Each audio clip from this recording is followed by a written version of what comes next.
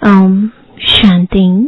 आज 28 मार्च 2021 अव्यक्त बाप दादा के रिवाइज कोर्स के 27 नवंबर 1987 के महावाक्य हैं, बेहद के वैरागी ही सच्चे राज ऋषि। आज बाप दादा सर्वराज ऋषियों की दरबार को देख रहे हैं।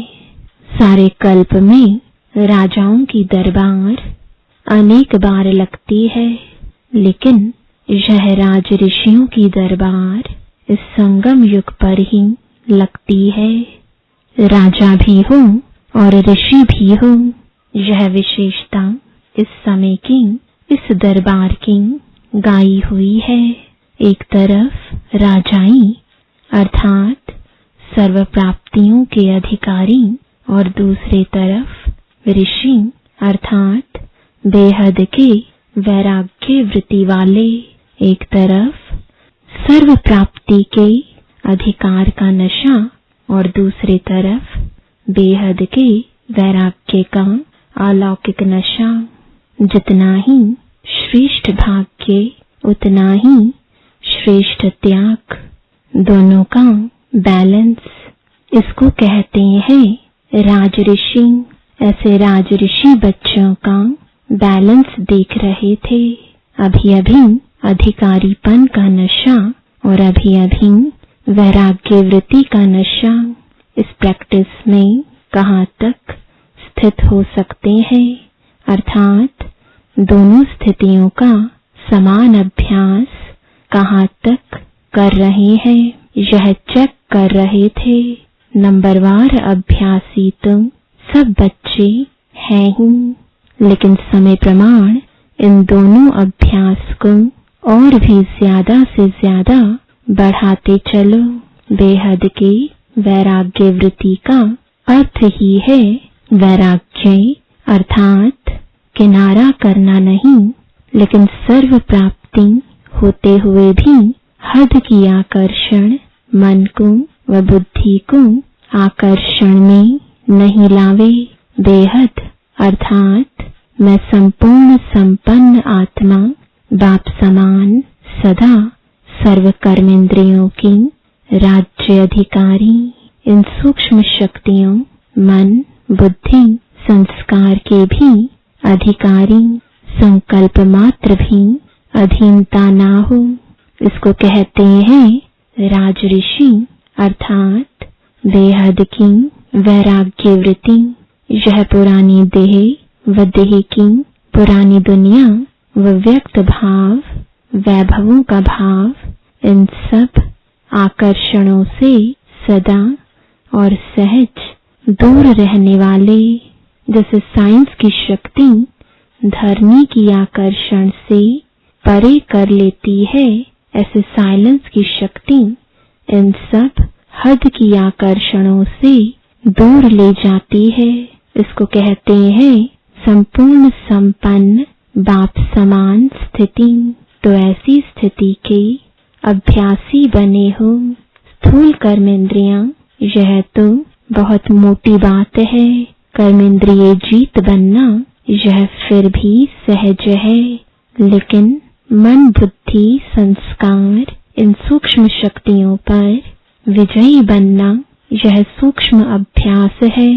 जिस समय जो संकल्प जो संस्कार इमर्ज करने चाहे, वही संकल्प वही संस्कार सहज अपना सके, इसको कहते हैं सूक्ष्म शक्तियों पर विजय अर्थात राज ऋषि स्थिति। जैसे स्थूल कर्मेंद्रियों को ऑर्डर करते हो कि यह करो यह न करो, हाथ नीचे करो ऊपर करो, तो ऊपर हो जाता है ना। ऐसे संकल्प और संस्कार और निर्णय शक्ति बुद्धि ऐसे ही ऑर्डर पर चले। आत्मा अर्थात राजा मन को अर्थात संकल्प शक्ति को ऑर्डर करे कि अभी अभी एकाग्रचित हो जाओ, एक संकल्प में स्थित हो जाओ। तो राजा का ऑर्डर उसी घड़ी उसी प्रकार से मानना, यह है राज अधिकारी की निशानी। ऐसे नहीं कि 3-4 मिनट के अभ्यास बाद मनमाने या एकाग्रता के बजाय हलचल के बाद एकाग्र बने, इसको क्या कहेंगे? अधिकारी कहेंगे। तो ऐसी चेकिंग करो, क्योंकि पहले से ही सुनाया है कि अंतिम समय की, अंतिम रिजल्ट का समय 1 सेकंड का, क्वेश्चन एक ही होगा। इन सूक्ष्म शक्तियों के अधिकारी बनने का अभ्यास अगर नहीं होगा, अर्थात आपका मन आप राजा का ऑर्डर 1 घड़ी के बजाय 3 घड़ियों में मानता है, तो राज्य अधिकारी कहलाएंगे। वह 1 सेकंड के अंतिम पेपर में पास होंगे, कितने मार्क्स मिलेंगे? ऐसे ही बुद्धि अर्थात निर्णय शक्ति पर भी अधिकार हो, अर्थात जिस समय जो परिस्थिति है उसी प्रमाण उसी घड़ी निर्णय करना, इसको कहेंगे बुद्धि पर अधिकार। ऐसे नहीं कि परिस्थिति व समय बीत जाए फिर निर्णय हो कि यह नहीं होना चाहिए था, अगर यह निर्णय करते तो बहुत अच्छा होता। तो समय पर और यथार्थ निर्णय होना यह निशानी है राज्य अधिकारी आत्मा की। तो चेक करो कि सारे दिन में राज्य अधिकारी अर्थात इन सूक्ष्म शक्तियों को भी ऑर्डर में चलाने वाले कहाँ तक रहे। रोज अपने कर्मचारियों की दरबार लगाओ, चेक करो कि स्थूल कर्मेंद्रियां व सूक्ष्म शक्तियां, ये कर्मचारी कंट्रोल में रहे व नहीं रहे। अभी से राज्य अधिकारी बनने के संस्कार अनेक जन्म राज्य अधिकारी बनाएंगे, समझा? इसी प्रकार संस्कार कहाँ धोखा तो नहीं देते हैं। आदि अनादि संस्कार अनादि शुद्ध श्रेष्ठ पावन संस्कार है, सर्वगुण स्वरूप संस्कार है और आदिदेव आत्मा के राज्य अधिकारीपन के संस्कार सर्व प्राप्ति स्वरूप के संस्कार है, संपन्न संपूर्ण के नेचुरल संस्कार है।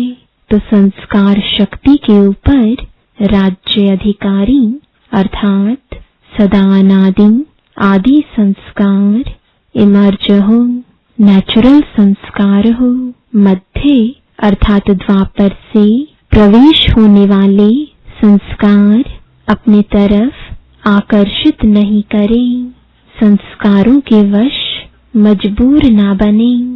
वैसे कहते हो ना कि मेरे पुराने संस्कार है, वास्तव में अनादि और आदि संस्कार ही पुराने हैं। यह तो मध्य द्वापर से आए हुए संस्कार है। तो पुराने संस्कार आदि के हुए व मध्य के हुए, कोई भी हद की आकर्षण के संस्कार अगर आकर्षित करते हैं तो संस्कारों पर राज्य अधिकारी कहेंगे। राज्य के अंदर एक शक्ति व एक कर्मचारी कर्मेंद्रिय भी अगर ऑर्डर पर नहीं है तो उसको संपूर्ण राज्य अधिकारी कहेंगे।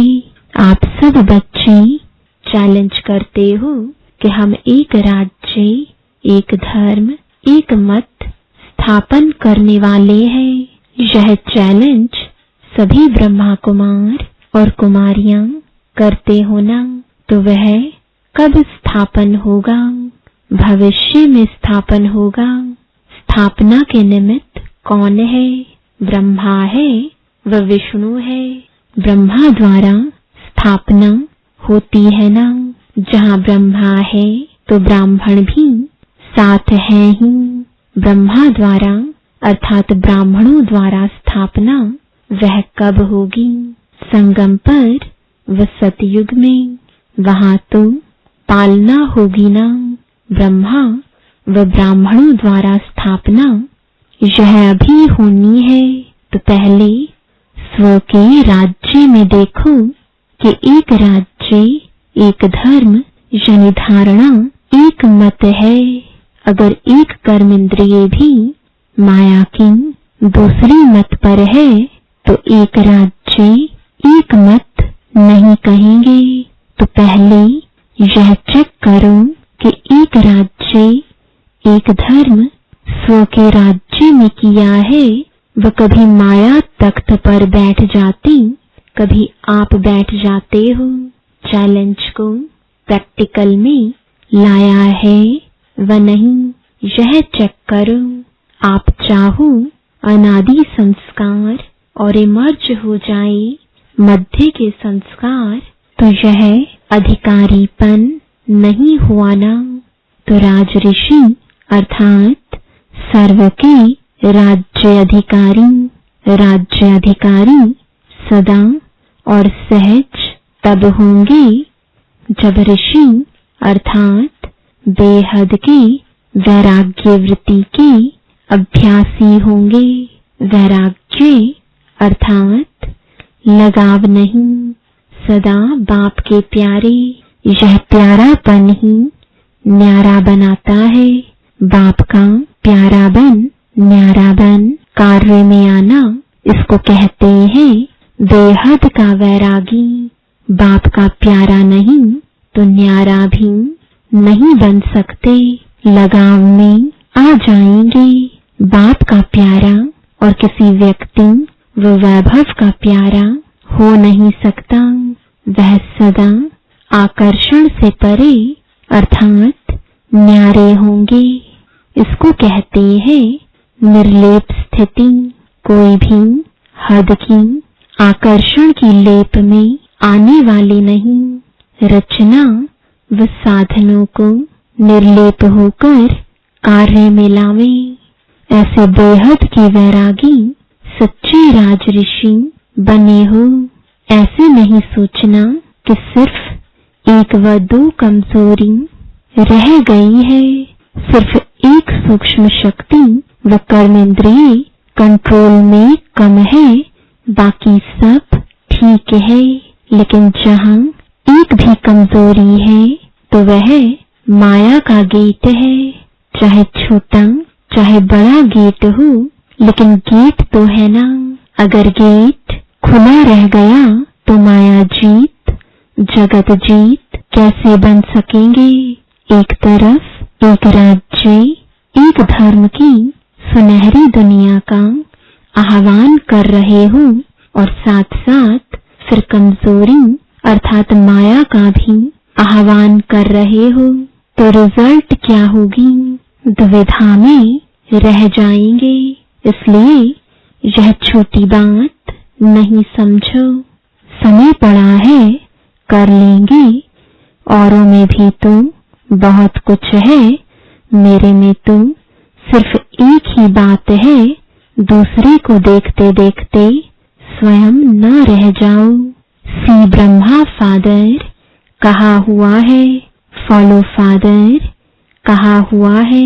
सर्व के सहयोगी स्नेही जरूर बनो, गुणग्राहक जरूर बनो, लेकिन फॉलो फादर ब्रह्मा बाप की लास्ट स्टेज राज ऋषि की देखी। इतना बच्चों का प्यारा होते भी, सामने देखते हुए भी न्यारापन ही देखा ना। बेहद का वैराग्य, यही स्थिति प्रैक्टिकल में देखी।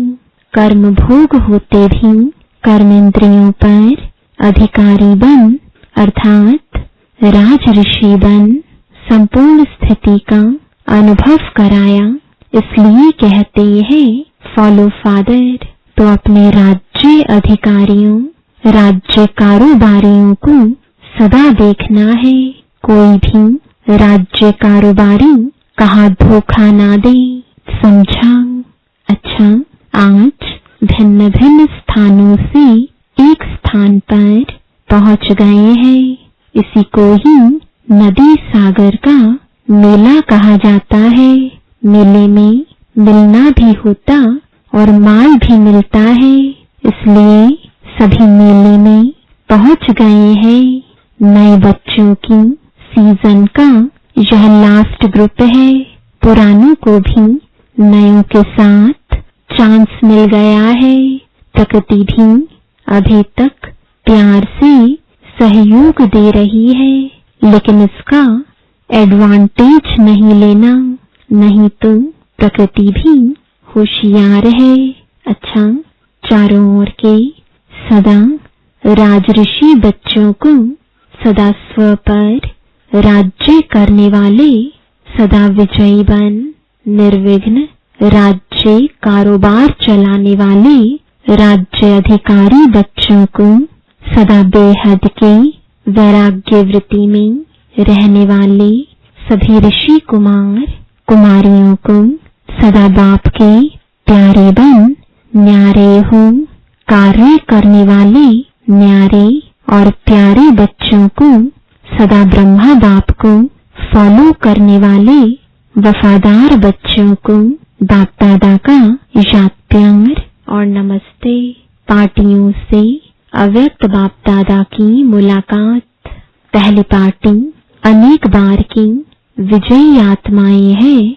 ऐसा अनुभव करते हो विजयी बनना मुश्किल लगता है या सहज? क्योंकि जो सहज बात होती है वह सदा हो सकती है, मुश्किल बात सदा नहीं होती। जो अनेक बार कार्य किया हुआ होता है वह स्वतः ही सहज हो जाता है। कभी कोई नया काम किया जाता है तो पहले मुश्किल लगता है, लेकिन जब कर लिया जाता है तो वही मुश्किल काम सहज लगता है। तो आप सभी इस एक बार के विजयी नहीं हो, अनेक बार के विजयी हो। अनेक बार के विजयी अर्थात सदा सहज विजय का अनुभव करने वाले। जो सहज विजयी हैं उनको हर कदम में ऐसे ही अनुभव होता कि यह सब कार्य हुए ही पड़े हैं, हर कदम में विजय हुई पड़ी है। होगी या नहीं यह संकल्प भी नहीं उठ सकता। जब निश्चय है कि अनेक बार के विजयी हैं तो होगी या नहीं होगी यह क्वेश्चन नहीं। निश्चय की निशानी है नशा और नशे की निशानी है खुशी। जिसको नशा होगा वह सदा खुशी में रहेगा। हद के विजयी में भी कितनी खुशी होती है। जब भी कहाँ विजय प्राप्त करते हैं तो गाजे बाजे बजाते हैं ना। तो जिसको निश्चय और नशा है तो खुशी जरूर होगी। वह सदा खुशी में नाचता रहेगा। शरीर से तो कोई नाच सकते हैं, कोई नहीं भी नाच सकते हैं, लेकिन मन में खुशी का नाचना यह तो बेड पर बीमार भी नाच सकता है। कोई भी हो यह नाचना सबके लिए सहज है, क्योंकि विजयी होना अर्थात स्वतः खुशी के बाजे बजना। जब बाजे बजते हैं तो पांव आपे ही चलते रहते हैं। जो नहीं भी जानते होंगे वह भी बैठे बैठे नाचते रहेंगे। पांव हिलेगा, कांध हिलेगा। तो आप सभी अनेक बार के विजयी हो। इसी खुशी में सदा आगे बढ़ते चलो। दुनिया में सबको आवश्यकता ही है खुशी की। चाहे सब प्राप्तियां हो, लेकिन खुशी की प्राप्ति नहीं है। तो जो अविनाशी खुशी की आवश्यकता दुनिया को है वह खुशी सदा बांटते रहो। दूसरी पार्टी अपने को भाग्यवान समझ हर कदम में श्रेष्ठ भाग्य का अनुभव करते हो, क्योंकि इस समय बाप भाग्य विधाता बन भाग्य देने के लिए आए हैं। भाग्य विधाता भाग्य बांट रहा है। बांटने के समय जो जितना लेने चाहे उतना ले सकता है।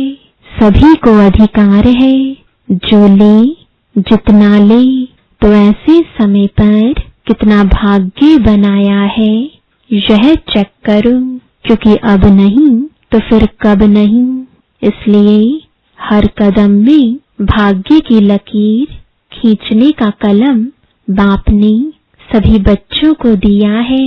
कलम हाथ में है और छुट्टी है। जितनी लकीर खींचना चाहो उतना खींच सकते हो। कितना बढ़िया चांस है। तो सदा इस भाग्यवान समय के महत्व को जान। इतना ही जमा करते हो ना। ऐसे ना हो कि चाहते तो बहुत थे लेकिन कर ना सके। करना तो बहुत था लेकिन किया इतना। यह अपने प्रति उल्हाना न रह जाए। समझा? तो सदा भाग्य की लकीर श्रेष्ठ बनाते चलो और औरों को भी इस श्रेष्ठ भाग्य की पहचान देते चलो। वहां मेरा श्रेष्ठ भाग्य, यही खुशी के गीत सदा गाते रहो। तीसरी पाटी, सदा अपने को स्वदर्शन चक्रधारी श्रेष्ठ आत्माएं अनुभव करते हो। स्वदर्शन चक्र अर्थात सदा माया के अनेक चक्रों से छुड़ाने वाला। स्वदर्शन चक्र सदा के लिए चक्रवर्ती राज्य भाग्य के अधिकारी बना देता है। यह स्वदर्शन चक्र का ज्ञान इस संगम युग पर ही प्राप्त होता है। ब्राह्मण आत्माएं हो इसलिए स्वदर्शन चक्रधारी हो। ब्राह्मणों को सदा चोटी पर दिखाते हैं। चोटी अर्थात ऊंचा, ब्राह्मण अर्थात सदा श्रेष्ठ कर्म करने वाले, ब्राह्मण अर्थात सदा श्रेष्ठ धर्म अर्थात धारणाओं में रहने वाले। ऐसे ब्राह्मण होना। नामधारी ब्राह्मण नहीं, काम करने वाले ब्राह्मण। क्योंकि ब्राह्मणों का अभी अंत में भी कितना नाम है। आप सच्चे ब्राह्मणों का ही यह यादगार अब तक चल रहा है। कोई भी श्रेष्ठ काम होगा तो ब्राह्मणों को ही बुलाएंगे, क्योंकि ब्राह्मण ही इतने श्रेष्ठ हैं।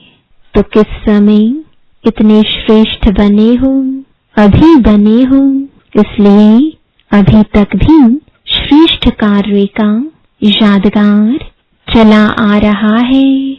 हर संकल्प, हर बोल, हर कर्म श्रेष्ठ करने वाले ऐसे स्वदर्शन चक्रधारी श्रेष्ठ ब्राह्मण है। सदा इसी स्मृति में रहो। अच्छा वरदान है, अपने पूजन को स्मृति में रख। हर कर्म पूजनीय बनाने वाले परम पूज्य भव। आप बच्चों की हर शक्ति का पूजन देवी देवताओं के रूप में होता है। सूर्य देवता, वायु देवता, पृथ्वी देवी, ऐसे ही निर्भयता की शक्ति का पूजन काली देवी के रूप में है। सामना करने की शक्ति का पूजन दुर्गा के रूप में है। संतुष्ट रहने और करने की शक्ति का पूजन संतोषी माता के रूप में है। वायु समान हल्के बनने की शक्ति का पूजन पवन पुत्र के रूप में है।